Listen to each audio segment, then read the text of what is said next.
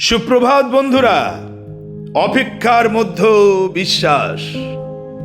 ঈশ্বর আমাকে হাসি দিয়েছেন। যারা এই কথা শুনবে তারা সবাই আমার সঙ্গে হাসবে। আদি পুস্তক 21 অধ্যায় 6 পদ। আজ আমরা সারার জীবন থেকে ধৈর্য, বিশ্বাস এবং ঈশ্বরের প্রতিজ্ঞার বিশ্বস্ততা সম্পর্কে একটি মূল্যবান শিক্ষা গ্রহণ করব।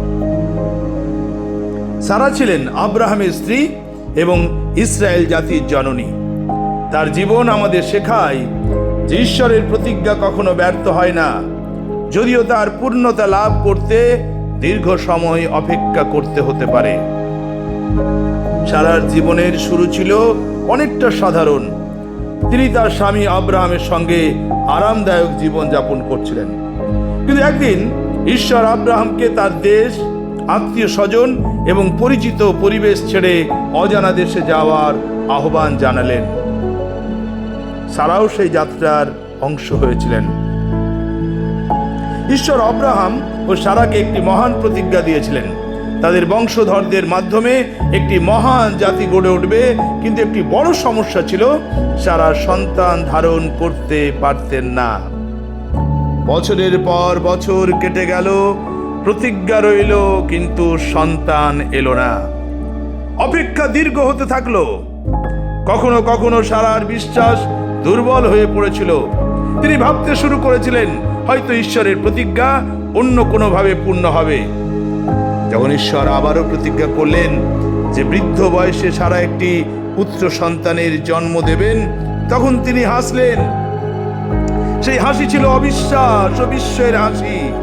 মানুষের দৃষ্টিতে এটি অসম্ভব ছিল, কিন্তু ঈশ্বরের কাছে অসম্ভব বলে কিছুই নেই। নির্ধারিত সময়ে ঈশ্বর তার প্রতিজ্ঞা পূর্ণ করলেন। বৃদ্ধ বয়সে সারা ইসাকের জন্ম দিলেন।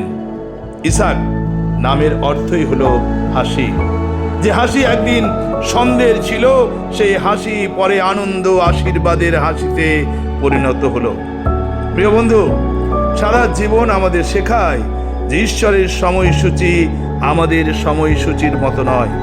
আমরা প্রায় চাই সবকিছু দ্রুত ঘটুক।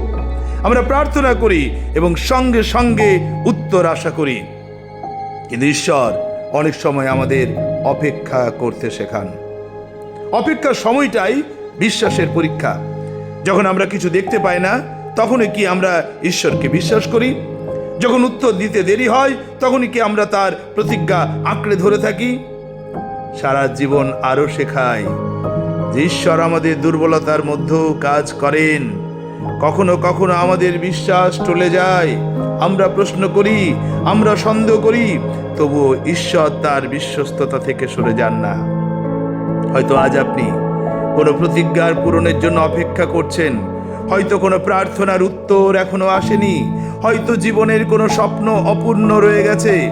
তাহলে সারা জীবন মনে রাখুন, ঈশ্বর দেরি করতে পারেন, কিন্তু তিনি কখনো ভুলে যান না। তার সময়ে, তার উপায়ে তিনি তার প্রতিজ্ঞা পূর্ণ করেন। আজ মনে রাখুন, ঈশ্বরের প্রতিজ্ঞা দেরি হতে পারে, কিন্তু ব্যর্থ হয় না।